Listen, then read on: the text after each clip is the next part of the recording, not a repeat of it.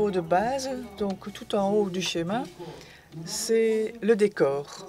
En d'autres termes, le système traditionnel de l'entreprise, par exemple des banques, les banques qui achètent des œuvres d'art pour décorer les bureaux, par exemple, pour faire en sorte à ce que les bureaux constituent un endroit agréable. C'est un peu le mécénat conventionnel qu'on connaissait déjà au Moyen Âge. Le deuxième niveau dont on parle dans la littérature, c'est l'événement. En d'autres termes, impliquer les artistes dans des événements et faire en sorte à ce que l'événement devienne vraiment quelque chose d'agréable pour les invités. Et cela peut être de la musique, par exemple, mais également d'autres formes d'art. Il s'agit là également d'une collaboration qui n'est pas une vraie collaboration. Mais on peut aller plus loin, au troisième niveau notamment, où l'art est considéré comme un instrument pour clarifier certains concepts, pour expliquer des choses compliquées. Et cela peut se faire grâce à une interprétation artistique. On peut, par exemple, représenter de façon réaliste des visions futures en mettant en place, par exemple, une pièce de théâtre. Et le dernier niveau que décrit Lotte Darso, c'est la transformation. En effet, c'est la collaboration étroite entre les entreprises et les artistes pour créer quelque chose ensemble, pour explorer de nouveaux chemins ensemble. Et le résultat d'une telle collaboration, c'est que les deux parties se transforment, qu'une entreprise n'est plus la même chose qu'avant, mais très souvent, l'artiste ne sera plus exactement le même non plus. Donc ça, c'est vraiment une situation win-win où les deux gagnent. Une situation de gagnant-gagnant. Et ça, c'est vraiment le niveau le plus intéressant. Mais pourquoi est-ce qu'une entreprise voudrait mettre en place une collaboration avec un artiste? Est-ce que c'est un match made in heaven ou plutôt un match made in hell? Parce que si on regarde ce que c'est qu'une entreprise maintenant ou ce que c'est qu'un artiste maintenant, alors nous avons quand même des réponses tout à fait différentes. Et on peut demander cela à l'intelligence collective, notamment Google. Donc on peut demander c'est quoi une entreprise? Alors je vais voir ces images-ci. C'est quelque chose de très rationnel, de très strict, avec trop d'hommes en costume en général, mais on voit que c'est vraiment très rationnel, c'est très organisé également, avec beaucoup de règles très strictes. Si on demande Google ce que c'est qu'un artiste, alors Google pense apparemment que tous les artistes sont des peintres. Je ne vais pas dire que Google a raison, mais cela montre ce que Google pense d'un artiste. Donc, c'est beaucoup plus organique. Il y a beaucoup plus de choses qui sont floues. C'est presque un peu de désordre, presque un peu de chaos. Donc, ce sont vraiment deux environnements tout à fait différents. Et je pose de nouveau la question concernant la collaboration entre ces deux. Cela ne peut pas être quelque chose de simple parce que nous avons un environnement structurel et un environnement plus chaotique. Et si on veut les intégrer, alors vous pouvez déjà vous imaginer que ce n'est pas toujours simple. Donc pourquoi est-ce qu'on veut quand même le faire? Pourquoi est-ce qu'il est important que ces deux réalités entrent en contact l'une avec l'autre? Et pourquoi est-ce qu'on devrait tous travailler dans l'avenir avec des entreprises et des artistes? En fait, il y a une raison très simple, une réponse très simple. Notre réalité change très rapidement. Et je ne voulais pas prendre l'exemple de la COVID parce que nous savons tous très bien que les choses peuvent changer très, très vite parce que au début, nous avions le e-learning qu'on faisait de temps en temps et après, tout d'un coup, nous avons eu l'environnement numérique qui était la réalité quotidienne. Je préfère plutôt utiliser l'exemple du vélo pour vous montrer la réalité qui change. Pourquoi cet exemple-là? Parce que c'est un peu étrange. Le vélo, cela existe déjà depuis plus de 100 ans et en fait, il y a toujours deux roues, il y a toujours des pédales, il n'y a pas grand-chose qui a changé en fait. Il y a eu peut-être quelques expériences avec des vélos où on a une position plutôt allongée, mais pour le reste, le vélo reste toujours le vélo. Cependant, le vélo est vraiment un très bon exemple pour le changement de notre réalité. C'est le vélo et l'utilisateur qui changent la réalité. Moi, même si je ne faisais pas du vélo moi-même, ma réalité change. J'aime bien faire du vélo, donc ça c'est quand même un avantage. Mais à chaque fois, si je vois une grand-mère avec un vélo électrique, je vais essayer quand même de faire un effort supplémentaire pour être un peu plus rapide. Donc ça, c'est une expérience assez chouette, c'est toujours sympa. Mais si elle a vraiment un speedelec, alors ce sera quand même assez difficile. Je ne pourrai même pas la rattraper pour arriver à ma destination plus vite. Et ça, c'est la vitesse avec laquelle notre réalité change. On ne le voit pas toujours. On voit les technologies qui sont visibles et qui sont tangibles, mais notre réalité change tout le temps parce que notre environnement change. Même si nous utilisons les technologies ou si on ne les utilisons pas, cela aura toujours un impact sur nous. Et comment y faire face, comment changer dans ce monde? Il n'est pas nécessaire de réinventer les choses. Nous avons la citation de Charles Darwin qui disait cela déjà il y a quelques années. Ce ne sont pas les plus forts, les plus intelligents, mais ce sont ceux qui peuvent s'adapter au mieux aux changements dans notre environnement qui survivront à l'avenir. Et pour les entreprises, c'est crucial. Il faut s'adapter, il faut changer.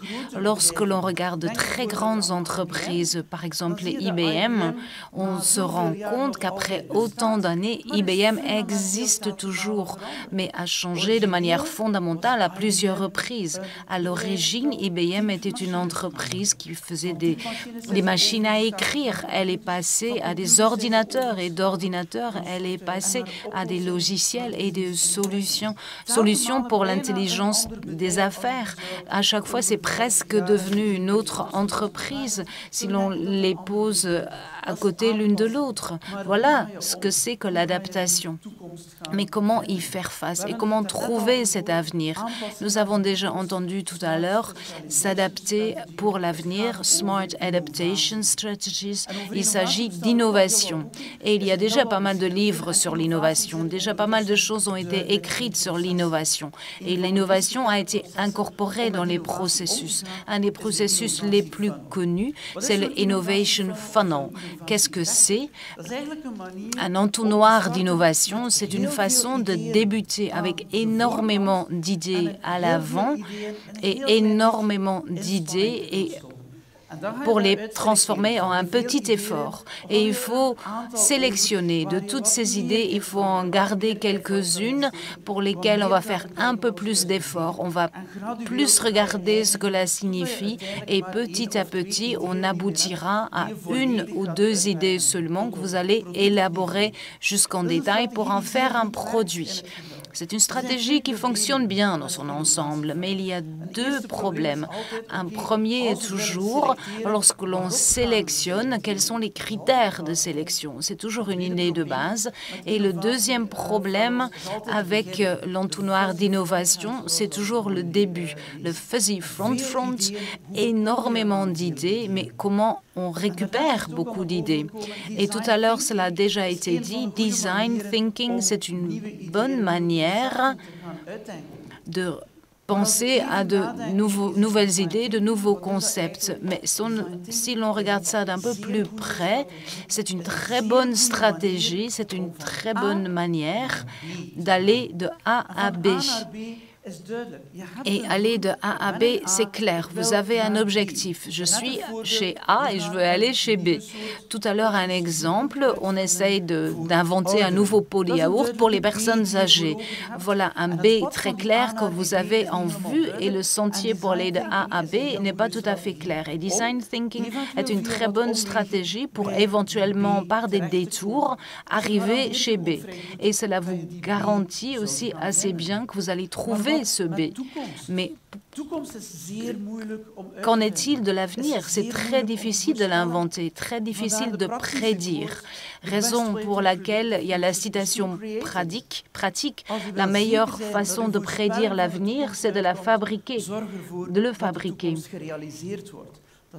C'est la meilleure façon de faire face à cela. Mais cela vous pose un autre problème, car cela veut dire que prédire l'avenir et s'adapter envers l'avenir, il ne s'agit plus d'aller de A à B, mais d'essayer d'inventer quel sera le nouveau B à l'avenir et comment allons-nous pouvoir l'atteindre. Donc, en d'autres termes, au lieu de trouver des solutions, au lieu de trouver un parcours pour arriver à B, on change le paradigme. On doit partir à la recherche d'alternatives B possibles auxquelles nous pourrions aboutir. Quels sont des B plausibles? Comment ça pourrait se passer? Et cela exige la possibilité de tout remettre en question. Et remettre en question et partir d'une image holistique et travailler de manière très créative, c'est justement l'expertise d'un artiste. Et pour moi, c'est la raison principale pour laquelle les entreprises et les artistes devraient collaborer. Et vous verrez tout à l'heure, lorsque nous allons regarder deux projets, nous avons effectivement un designer qui part de A avec un B en tête et qui a un parcours novateur pour arriver à B. Un artiste va partir de la même donnée, mais va d'abord inventer de nouveaux B très novateurs qui se demandent où est-ce que je pourrais me retrouver et au fil du temps, ils trouvent des liens que nous, personnes rationnelles du monde des entreprises, ne voyons pas et qui finalement aboutira à un B très différent que dans le processus de design. Donc, quand nous parlons tout à l'heure des projets, il faut réfléchir de cette façon, réfléchir à la façon dont les deux processus se déroulent et les deux ont une plus-value importante aussi envers les entreprises. Ce sont deux façons pour s'adapter à l'avenir, design thinking et art thinking.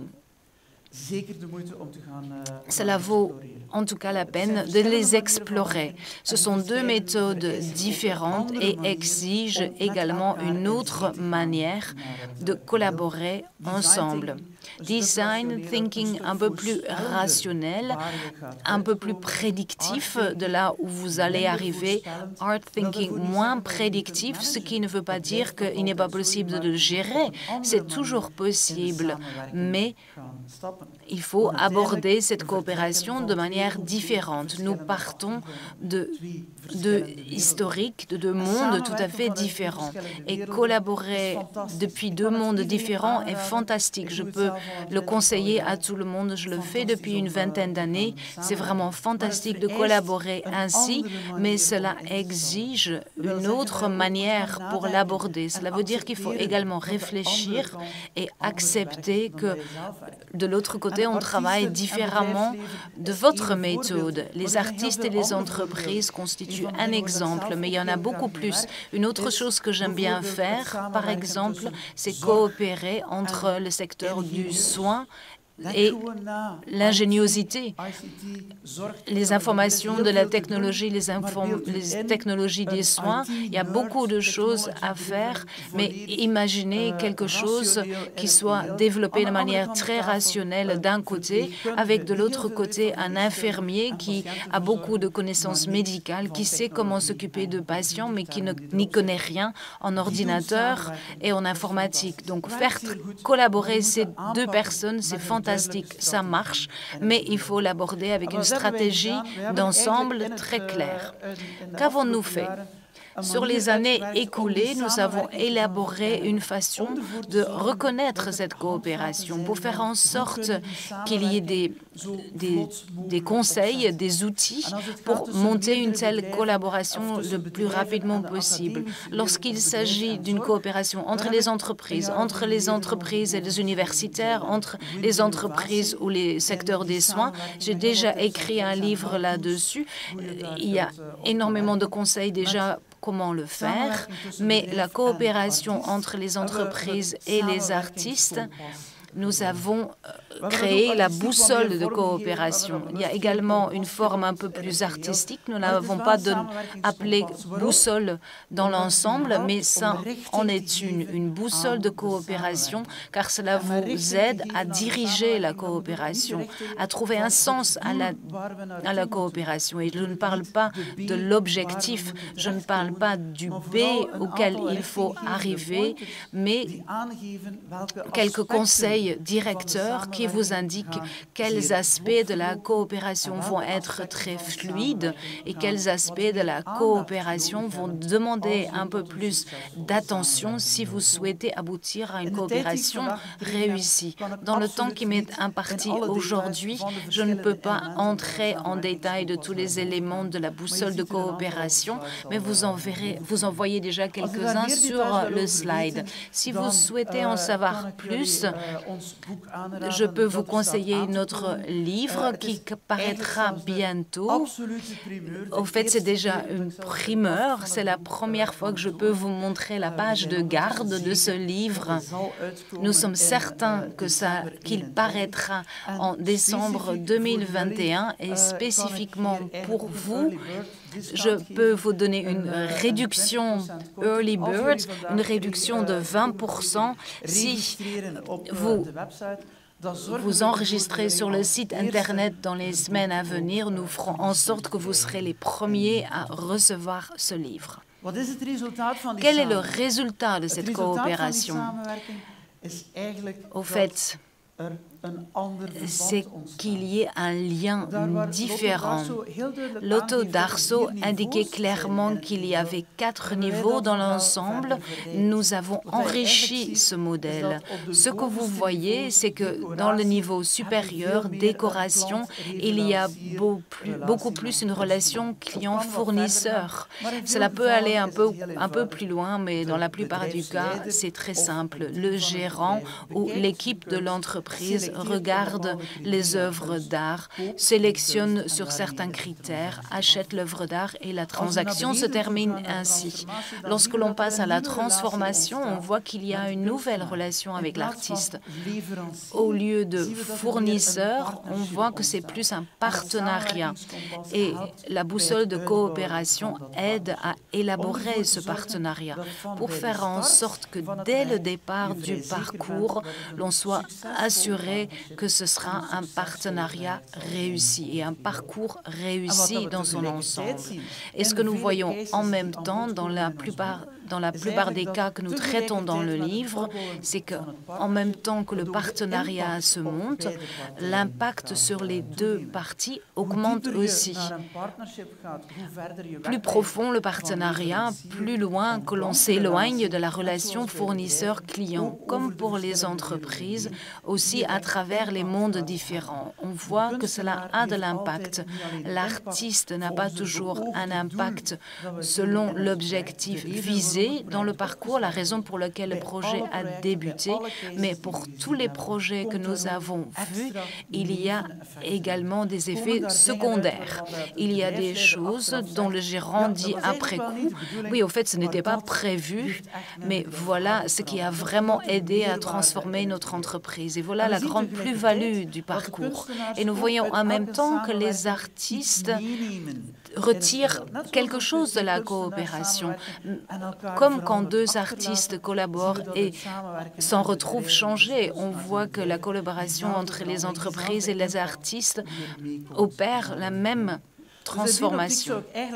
Donc, j'aimerais terminer ainsi. Il ne s'agit pas de se demander si les artistes et les entreprises sont un mariage au paradis ou dans l'enfer. Au fait, ce n'est absolument pas important. Mais avec l'approche adéquate, cela peut être une réussite. Et avec le bon état d'esprit, on peut générer des partenariats avec un impact et des résultats clairs pour les deux. Et j'aimerais dire, les entreprises et les artistes, c'est un mariage avec une grande valeur pour les deux. Voilà ce que j'aimerais dire pour terminer cette masterclass et je me réjouis d'assister à la présentation des deux projets. Merci.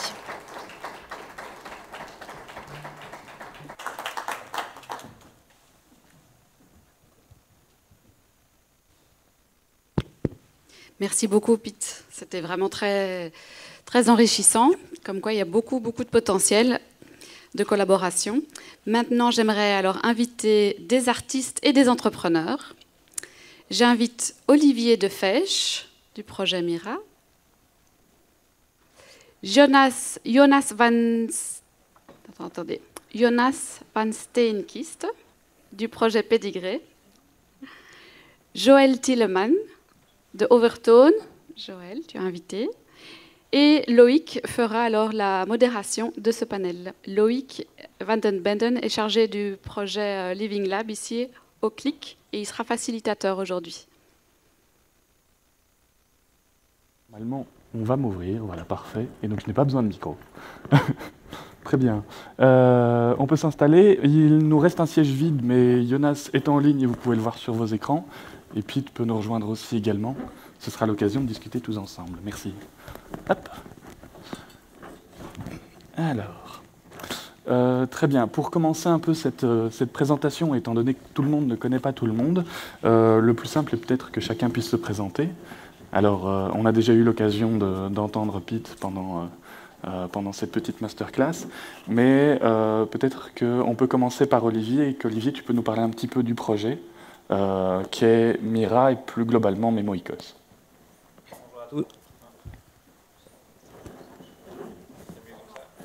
Ça va arriver. Allô, parfait. Voilà, bonjour à tous. Olivier Defesch, je suis designer industriel de formation. J'ai une grosse expérience dans le domaine de l'automobile et j'ai eu fort envie de mettre à profit mes connaissances dans d'autres domaines, la culture, la restauration du patrimoine. Et Mira est un des projets que je porte.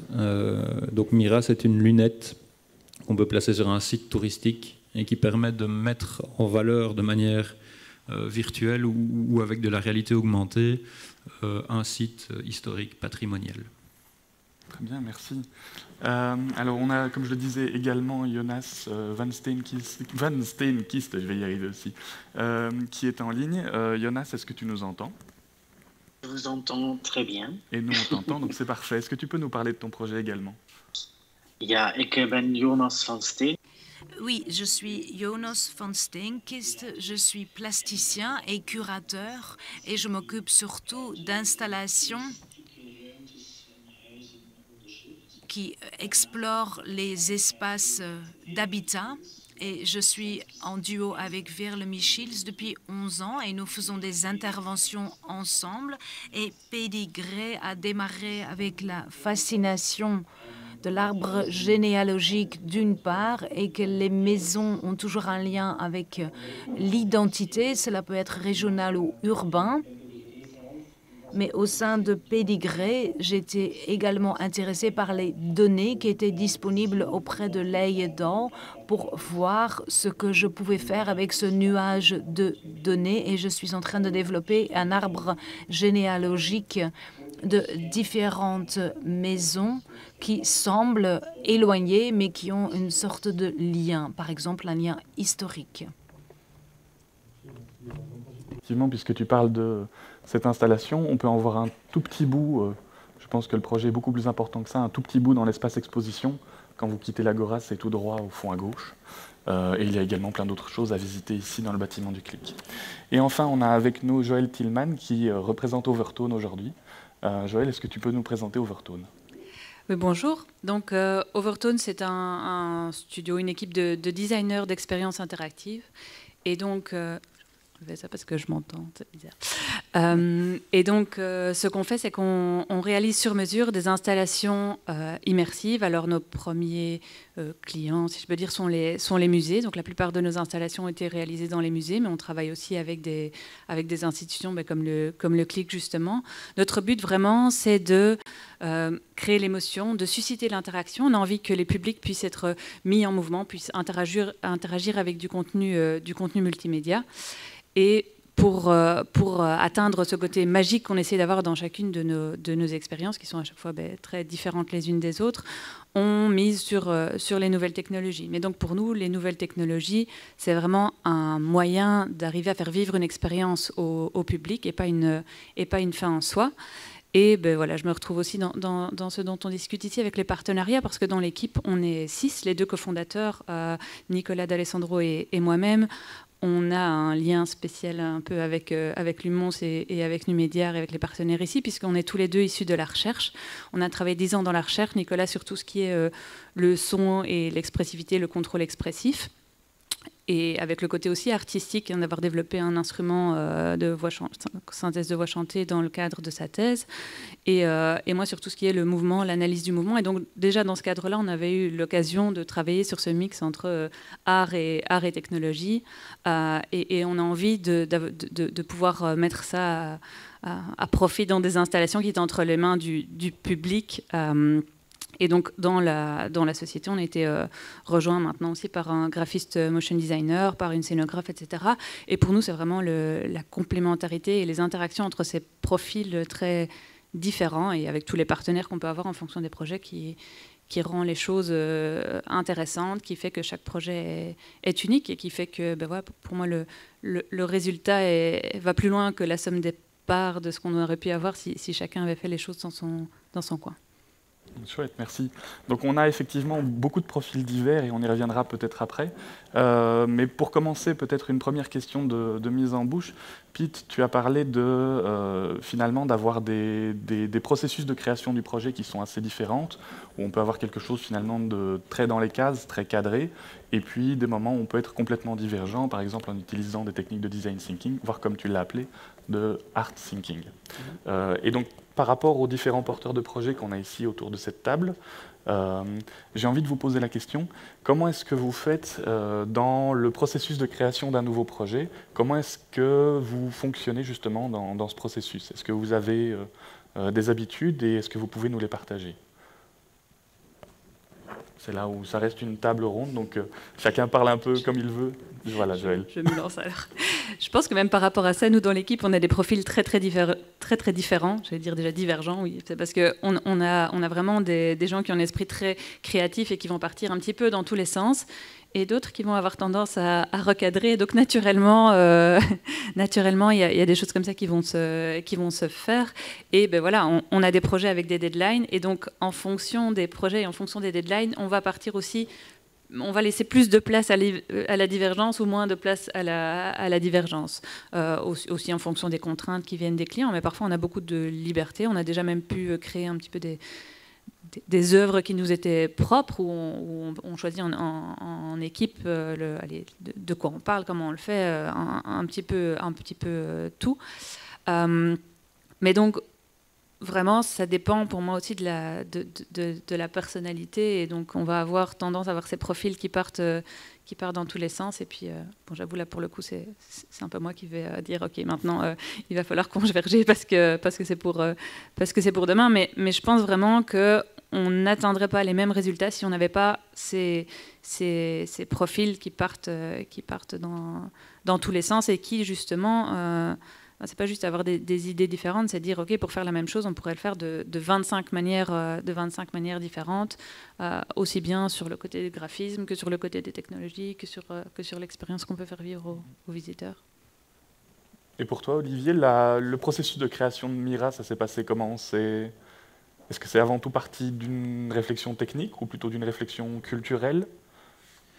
En fait, À la base, donc moi je dirige une très petite structure, donc le processus créatif en général, il se limite très fort au cahier des charges du client, et bon voilà, si on peut mettre une petite touche artistique ou esthétique, on n'hésite pas à le faire évidemment. Pour pallier à ce problème-là et pour attaquer des plus gros projets où on a peut-être plus de liberté à un moment donné d'expression artistique, en fait, on a créé un groupement d'entreprises et en fonction du projet, on s'associe ensemble. On constitue une équipe avec forcément un coordinateur qui, à un moment donné, va décider un petit peu de l'orientation du projet et va mettre le halte là quand c'est nécessaire, bien entendu. Et en fait, Mira est issue justement d'une collaboration entre deux membres de ce pôle numérique 3D de Liège, on va le citer. C'est issu d'une demande finalement d'un site touristique connu ici en Belgique, donc la Porte de Halle. La Porte de Halle voulait un dispositif capable d'exposer, je vais dire, l'environnement autour de la Porte de Halle en 1550. Aucun dispositif ne se prêtait à l'exercice. Donc on a fait vraiment une proposition. On est parti d'une feuille blanche. Alors on a effectivement, je vais dire, des concurrents du côté de Paris qui offrent une borne beaucoup plus massive, et dans le cadre de la Porte de Halle, c'est impossible. On a dû les placer sur le chemin de ronde, en touchant, en abîmant le moins possible, je vais dire, l'environnement, puisque c'est un bâtiment classé. Donc voilà, on a vraiment créé une structure de zéro. Au départ, le côté esthétique, on a effectivement mis un petit peu de côté, mais au fur et à mesure du temps, on s'est pris au jeu, et on arrive maintenant à quelque chose qui a du style et qui évolue, puisque pour le mois de novembre, on va sortir le nouveau modèle, et forcément, on essaye de le faire évoluer dans le sens de plus d'esthétique possible. Donc dans ton cas, c'est finalement une demande de la Porte de Halle qui a lancé tout le processus créatif. Tout à fait, oui. Okay. Et Jonas, je regarde à chaque fois le fauteuil vide, mais je me rends compte que je dois regarder exactement de l'autre côté. Jonas, pour toi, la création de Pédigré, ça s'est fait comment? Il n'y a pas vraiment de recette en ce qui me concerne, c'est plutôt une méthodologie. C'est une méthodologie que je me suis imposée en fait. Et cela montre également que très souvent, je suis également le donneur d'ordre, si on parle en termes de donneur d'ordre. Donc il n'y a personne en fait qui attend ma création. Donc je dois me convaincre moi-même, je dois faire ma propre recherche et je dois prendre en main le projet en fonction de mon progrès. Donc je ne sais jamais à l'avance où je vais atterrir. Cela peut être une vidéo, cela peut être un dessin, une installation, un dispositif. Même pour Pédigré même, je trouvais qu'il était intéressant d'avoir une possibilité de faire des scans dans un nuage de données. Ce sont donc des différents points qu'on peut utiliser par la suite pour construire ou reconstruire des bâtiments. Je ne suis pas là chez vous parce que je suis aux Pays-Bas où je suis en train d'essayer de faire quelque chose en céramique. Donc, on a le bâtiment dans sa réalité. Après, on a des données, des datas, et en fonction de cela, je souhaite de nouveau créer ce bâtiment. Donc, il n'y a pas de donneur d'ordre, il n'y a pas d'objectif clair. Il y a beaucoup de possibilités et beaucoup de choix à faire. Je crois que ça, c'est un peu le processus qui se passe chez moi. Donc très bien. Donc j'entends que pour chacun des trois projets, finalement c'est le donneur d'ordre qui lance un peu la demande et qui quelque part établit le cadre. Ça résonne par rapport à ton livre, Piet? Certainement. Très souvent, on pose la question de savoir, bon, qui est maintenant le donneur d'ordre? Et ce qu'on voit souvent, et cela n'est pas uniquement vrai entre des entreprises et des artistes, mais également dans d'autres formes de collaboration, par exemple entre les entreprises et les universités, on le voit là aussi, pour avoir une réussite dans la collaboration, ce n'est pas tellement important de savoir qui a posé la question, si c'est l'artiste qui pose la question à l'entreprise ou si c'est l'entreprise qui pose la question à l'artiste, comme pour une collaboration entre entreprise et université. On en parle souvent, mais ce n'est pas tellement pertinent dans la pratique.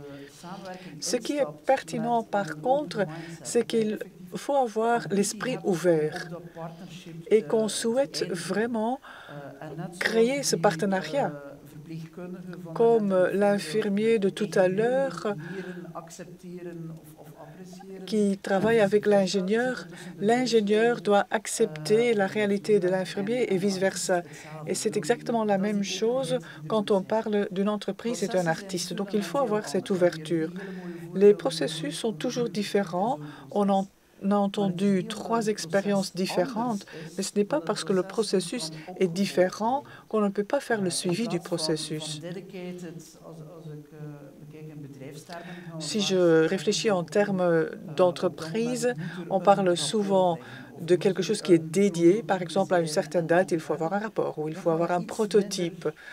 On va avoir cela un peu moins, il faut ouvrir cela pour que ce soit moins tangible, mais il faut quand même respecter un peu les délais. On ne va pas forcément dire après 3 semaines, il faut avoir 4 prototypes, mais on va peut-être dire après 3 semaines, il faut quand même savoir plus ou moins dans quelle direction on veut aller. On sait plus ou moins comment on va y aller. Donc, il faut toujours avoir le suivi pour savoir si la collaboration se passe bien, mais on aura moins de livrables et moins de délais stricts. Et si on respecte cela, je crois que tous ces processus peuvent être combinés dans n'importe quelle collaboration. OK. Ce qui me permet d'ailleurs, tu parles de suivi de processus, de faire le lien avec la prochaine table ronde qui aura lieu d'ici, à mon avis, 20 ou 30 minutes sur Memory Call, qui est effectivement un processus de documentation des projets, mais on y reviendra plus tard. On parlait aussi de profils différents, et ça m'amène à une deuxième question, et puis on prendra les questions du public, ce sera l'occasion de voir ce qui vous anime aussi. On a parlé de profils différents, et je me dis, il y a toujours un moment d'office dans un projet où on a une rencontre particulière, une rencontre qui fait bouger le projet et on ne s'y attendait pas du tout dans la manière dont ça s'est produit. Je sais pour les discussions qu'on a eues, Jonas, que tu as une expérience là-dessus à nous partager. On peut peut-être commencer par toi, justement, sur une expérience où tout d'un coup tu t'es rendu compte que ce n'était pas du tout le même profil que toi.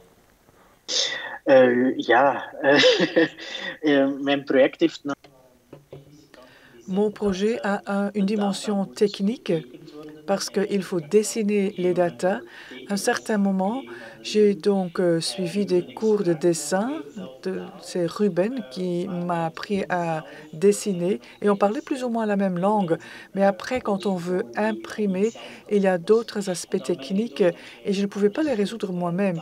Et donc là, j'ai compris qu'on parlait quand même une autre langue et que pour moi, c'était peut-être prêt, mais pour les gens qui devaient s'occuper de l'impression, techniquement parlant, ce n'était pas si clair que cela. Donc, les objectifs sont différents, les critères d'évaluation sont différents. Et si on a une impression avec une erreur, pour moi, cela peut toujours être intéressant. Mais je comprends également que les objectifs d'un artiste ne sont pas les mêmes que les objectifs d'un technicien. Parce que moi, j'essaie de faire de la recherche pour faire des expériences, pour voir où ça m'amène, alors que les techniciens veulent un produit fini parfait. Donc là, il faut essayer de trouver un compromis quelque part, où il faut en tout cas essayer d'expliquer les objectifs pour essayer de mieux se comprendre et trouver quelque part un compromis. Je trouve que c'est très intéressant et on apprend beaucoup grâce à un tel processus. OK. Et Olivier, pour toi, est-ce que tu as une expérience particulière où tu t'es dit, tiens, là, c'est pas du tout la même manière de penser que moi? Donc, je n'ai pas un exemple concret, précis en particulier, mais je vais dire que ça fait partie de mon métier de tous les jours. Donc, le designer industriel, qu'est-ce que c'est? C'est quelqu'un qui va combiner l'esthétique et la fonction.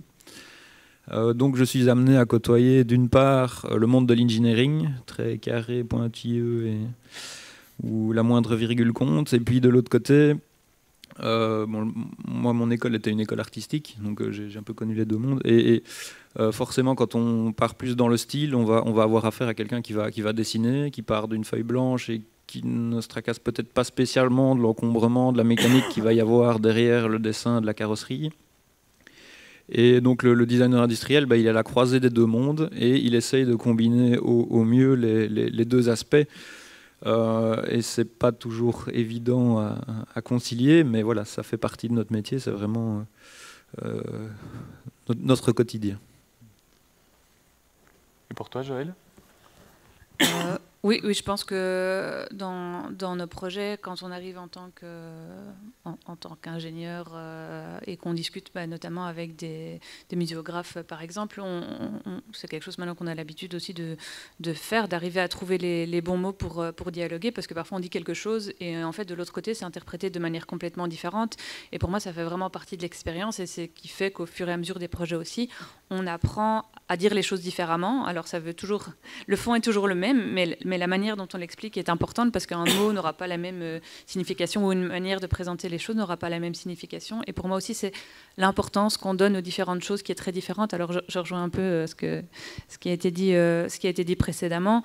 C'est déjà arrivé qu'un bug informatique ça soit une catastrophe et qu'on dit oh mon Dieu, il faut absolument régler ça parce que hop, ce petit glitch, ça ne va pas. Et puis après, il y a notre graphiste qui dit non mais c'est génial, moi avec ça je vais faire autre chose. Et donc dans cet effet-là, et au final, ça donne quelque chose de très bien. Et puis le client, au final, trouve ça fantastique alors que c'est parti au départ de quelque chose où en tant que le développeur informatique, lui tout ce qu'il voulait c'était régler son bug parce que ça se passait pas comme il avait imaginé au départ et accepter que c'est pas grave en fait, ça va apporter au projet et de le réinterpréter différemment, c'est quelque chose je trouve qu'on apprend ou qui arrive dans les projets, de se rendre compte que quand on a de la communication et qu'on n'essaie pas de rester chacun dans son coin pour faire les choses comme on les avait imaginées, on se rend compte dans les échanges qu'en fait le projet évolue différemment.